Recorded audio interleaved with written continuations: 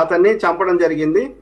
నాకు ఇంకా వేరే వేరే సోర్సెస్ ద్వారా వచ్చిన ఇన్ఫర్మేషన్ కూడా అతని యొక్క తొడ మీద కట్ చేయడం కానీ ప్రైవేట్ పార్ట్స్ కట్ చేయడం కూడా చేసిండ్రు అనేది పోస్ట్ మార్టం రిపోర్ట్ లో కూడా ఉంది. కాకపోతే ఆ రిపోర్ట్ బయటకు వస్తుందా లేదా అనేది అది వేరే ముచ్చట. సో అట్లనే కాంట్రాక్టర్ సుపారి గ్యాంగ్ ప్రవీణ్ బ్రదర్ యొక్క ఫోన్ తీసుకున్నారు.